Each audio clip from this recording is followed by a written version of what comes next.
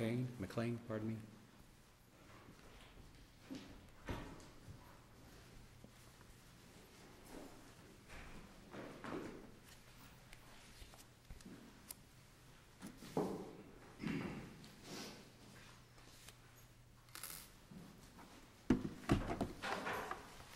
Good morning, Your Honors. Stanford Lipsey on behalf of Mr. Wayne McLean, the appellant in this cause. I would like to go ahead and reserve, I guess, 3 minutes for rebuttal. We're here today based upon a final judgment from Judge Nazaritan in the 13th Judicial Circuit, primarily dealing with an award of alimony. This award of alimony, according to the final judgment, initially was not intended to have an imputation of income. However, it's without, I think, opposition that he did impute an income. My client, Mr. McLean, was employed. I admit it's kind of confusing, but in paragraph 3B of the amended final judgment, Judge Nazaritan says the court did not impute income. That is correct. However, if you go to paragraph E on page 7 of 10 of the final judgment, imputation of income. It says, in the context of alimony, the court has broad discretion. He says the court received testimony during the final hearing that the jobs that were available to the husband, he chose not to accept them. Finally, the court says that the court finds that in the past, the husband consistently earned more than $100,000 a year. Well, there's also the problem, I think, that you have that you're going to have to talk to us about, where the husband filled out the loan application for the Lexus and put down $7,200 a month income. Okay. Which works out to be, what, close to $100,000 a year. So there is record support for $100,000 a year income out of his own hand. Why doesn't that support the court's finding that of an income in that range? I believe my client clarified that in the final hearing and stated that when he put that money down there, that it was anticipated that he would begin employment at that point in time, and that he put that money as an anticipated income. And he was questioned as to why he did that. When you go lease a car, they're not interested in your anticipated income. Yes, sir. Well, that's I did not represent him in the initial case, but that is the explanation that he stated. However, the court finds, and that is the finding of fact in this paragraph, that the court finds he has consistently in the past made a $100,000 income. If the court had intended to say, well, sir, you have not been truthful with this court, and you in fact stated that you made $7,500 a year on a credit application for this vehicle, then that is what I'm going to impute to you as an income or use as an income. But that is not what the court stated. It said in the past you have consistently made $100,000 a year, when in reality the wife testified that since 2006 he had made no income, there had been no income, and that the only monies that he had received during that period of time from 2006 until the conclusion of this case was approximately $340,000 of income tax refunds, which is not to be considered as income. Moving forward, the court says, based upon that court's finding, he has the present ability to earn. Well, that present ability is taken from, if you read the context of what he said, that there were jobs that were available and he chose not to accept them.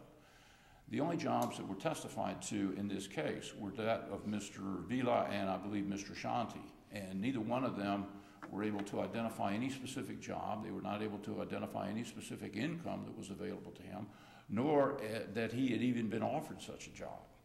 Now, counsel has brought forth in the, opposing counsel has brought forth in the reply brief that the Solomon case should be considered here because of the fact that my client, in fact, did not seek other employment.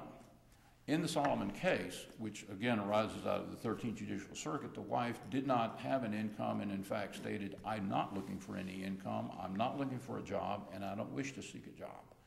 In this case, my client testified that he did seek employment, he did seek jobs. The court in fact says, you know, that there were some kind of jobs out there, meaningful jobs, we don't know. But what they imputed to him was an income of $100,000 from which he had previously made during his term of employment, which the wife said he consistently took home $150,000 a year prior to 2006, but not after 2006 because she herself says there is no income, and there was no income. To find now that he has the ability to make that, and the most recent case that I've cited to this court is, and it's one that came up, it is a January 23rd, 2015, and it's out of the first DCA, and I filed it as a supplement, I believe it was a couple of days ago, of McDuffie versus McDuffie, as well as the opinions that I've cited in my brief, having the court to make a determination and says, okay, if the jobs are available, you need to specify, you know, where these jobs are. There needs to be evidence presented to the court, not just a statement as what Mr. Shanti said, well, I am a general contractor and I make a profit. I don't know what the profit is, and I don't believe Judge Nasaritan was able to say what the profit was. And what Mr. Shanti did as a contractor is not the same employment as what my client is. My client does not maintain and did not maintain a contractor's license. He was more of an individual who would go out and put deals together with land and with contractors, and then he would profit from those. But he himself was not a contractor. So for even to consider what Mr. Shanti's testimony is not relevant to what his type of employment was. And I believe that is contained in the record.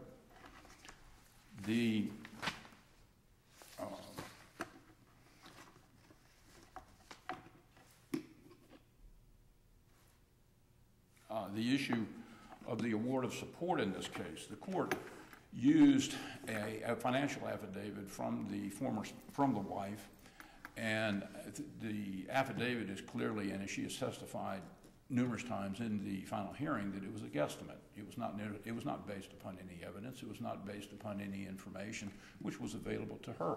It was a guesstimate, as were the values that were used for the cars, which ended up in the equitable distribution.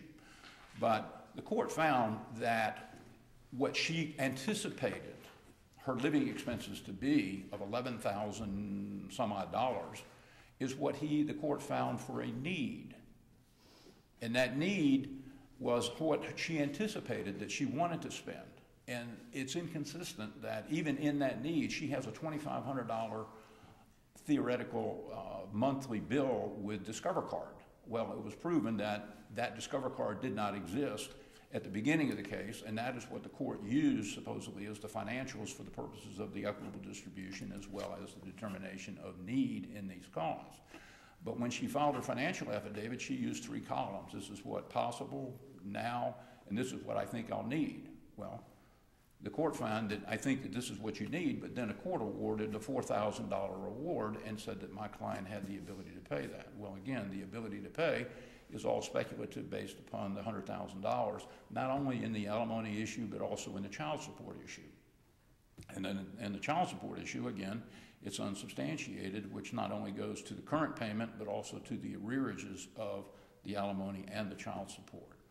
And I would suggest to this court that if the court is going to find an income that hasn't existed since 2006 of what you made in the past, and if, as Judge Black says, well, you made a statement of $7,200 to borrow a car, then you should say that's what I used, not $100,000 if that's what you've made in the past, and I believe that you can at least make that into the future.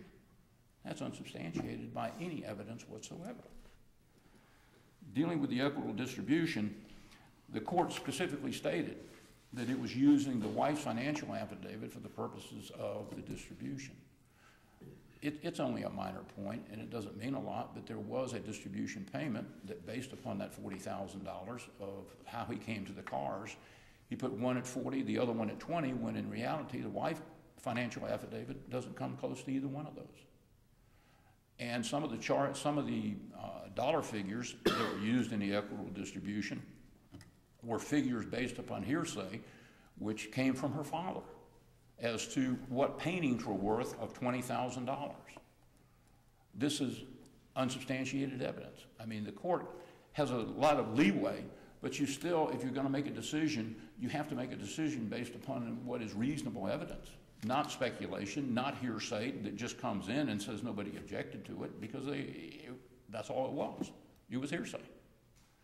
And for the court to use its own statement of saying, I'm going to make a distribution based upon the date of filing, and then to turn around and use dollar figures which are inconsistent, if based upon the Weiss financial affidavit, which is what he said he was going to use. But this case really is more, not necessarily about those two transient issues, but more about, as I indicated in the very beginning of this discussion, and that is the award of alimony. The award of alimony here and the basis of that award upon the speculation of an existence of a phantom income not stated to be coming from anywhere and not stated to be coming from any job, any specific job application, anybody that said this is available to him, is unreliable. This case needs to go back, and it needs to find, if you're going to say you have the ability to earn that, then bring in somebody that says you can do this job, you can earn this amount of money. Thank you very much. Thank you.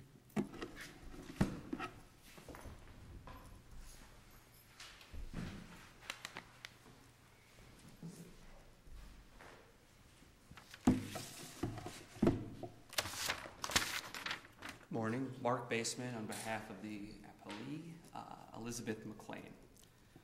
So, I suppose I agree with Mr. Livesey that there's a few minor issues in this case, and then the biggest issue is going to be the alimony.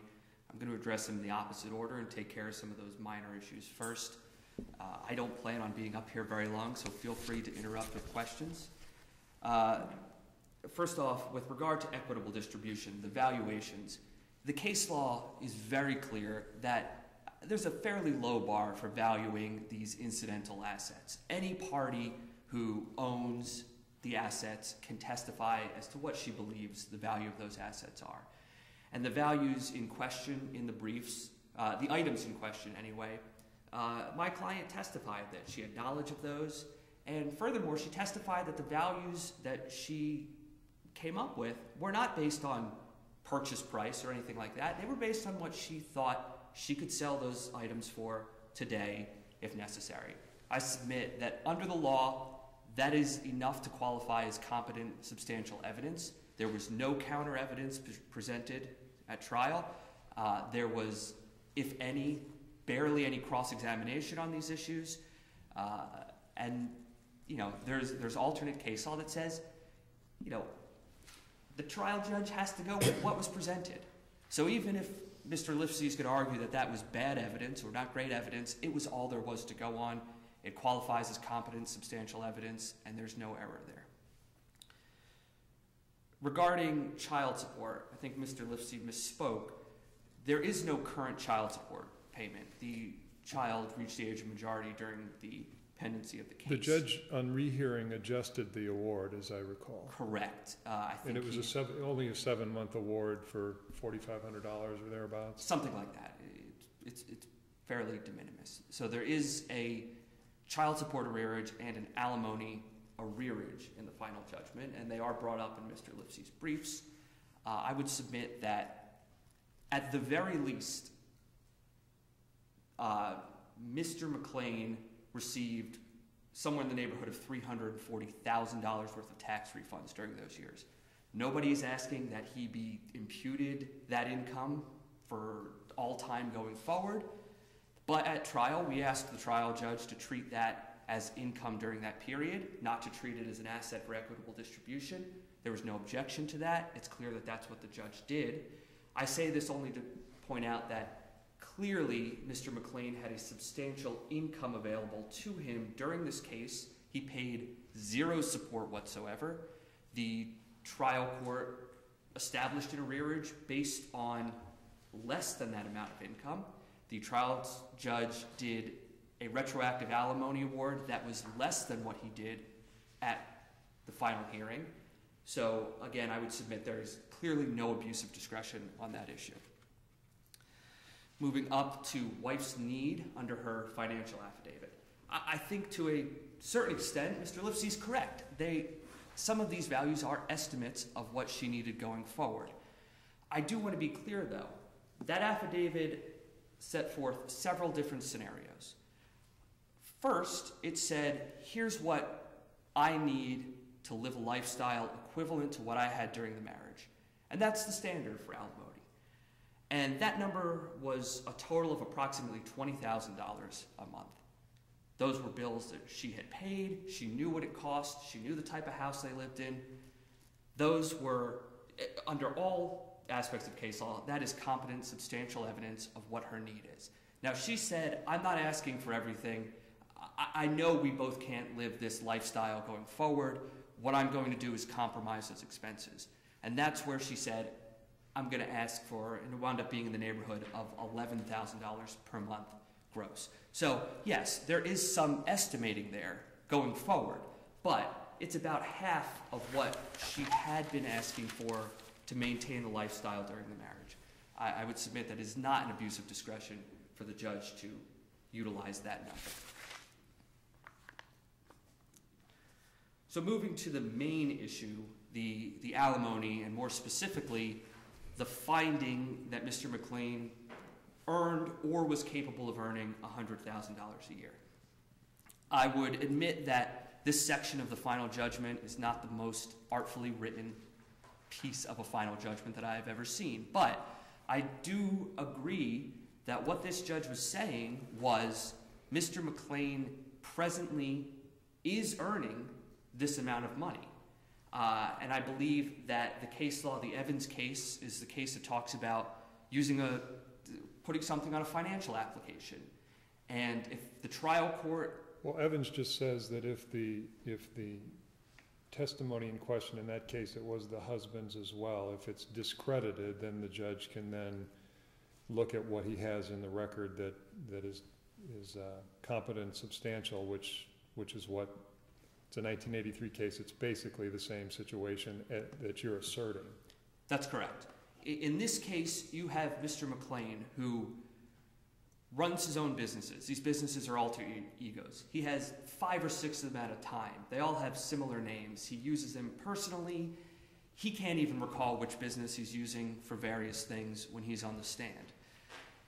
He absolutely controls his own income. The uncontroverted testimony showed that there were years he made $1 million, there were years he made $300,000. He capped his own salary at $150,000 a year, totally in control of that. He claims that he has not earned any money since 2006. He claims that even though he hasn't earned, at the time of trial, this is 8 years in, he hasn't earned a penny in 8 years, he says. Yet he's unable to look for work. He can't stop running these businesses. He's just stuck. He can't earn any money. There's no way. I think Judge Nazarian was absolutely within the realm of common sense to say, I don't believe you. I don't believe you're not earning any income. The evidence at trial showed that he was still continuing to spend lavishly. It was unclear where some of that money was coming from. And as you pointed out, he put on a credit application that he earned $7,200 a month. When in doubt, I think the trial judge is able to use that as competent. I forgot to ask Mr. Lipsey about this, but as I recall as well, there was wasn't there an affidavit or something under oath where he disclosed his bank accounts and then later an account was located that he had not... Yes. No. So I'll skip to that. Not only did he put this number on his credit application, 10 days, 15 days before that, he filed a financial affidavit saying 0. He made nothing. Throughout this case, and the record is very clear, there was discovery problem after discovery problem after discovery problem with Mr. McLean, to the point where there was a contempt hearing. And we presented a list of the accounts Mr. McLean had given us, and Judge Nazarian put him on the stand, handed him the list, and said, swear to me this is all the accounts you have. And he did. He swore to it. That's when we finally got discovery from Lexis Financial, which included that financial application, and it showed every single month he had been writing a check from another account that wasn't on that list. That was listed as a business account, although he wasn't using it for business purposes. So by the time of trial, it was clear we did not know how many business accounts were out there, whether money was going into those accounts, whether money was sitting in those accounts. Again, this goes to his credibility, but it also goes to the fact that I think Judge Nazarian was well within his discretion to say, I know this man has been capable of earning at least $150,000 a year in the past. This man is refusing to even inquire into other areas of work. This man is swearing on things outside of this courtroom that he makes almost that amount of money. I think I'm in my discretion to find that he absolutely does make that amount of money. However,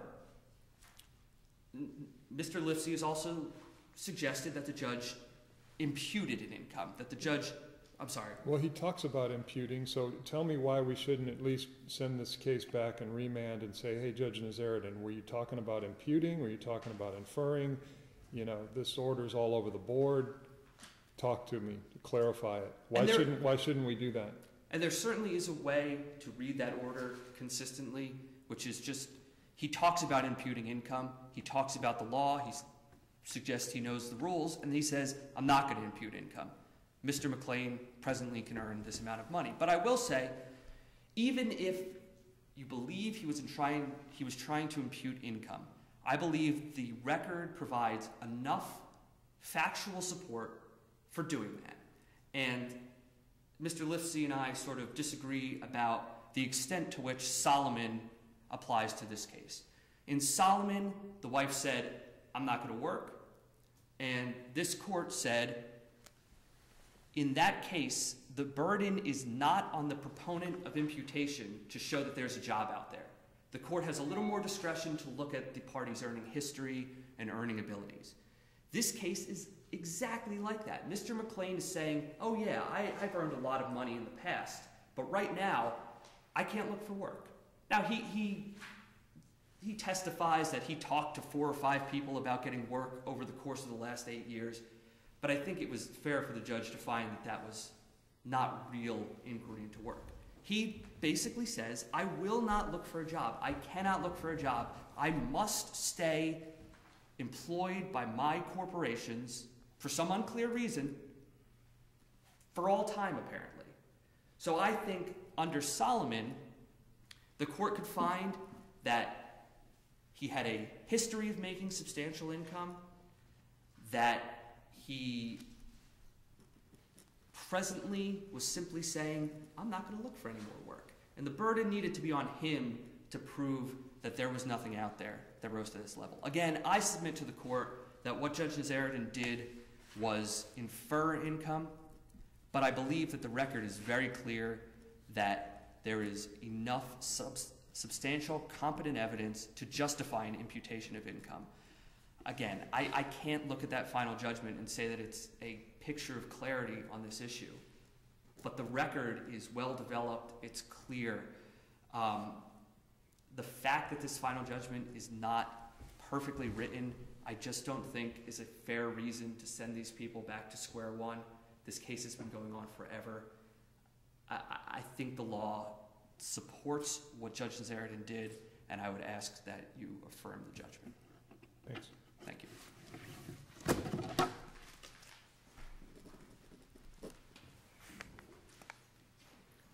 Thank you. You think we should send the case back and have Judge Nazarian clear it up, Mr. Lipson?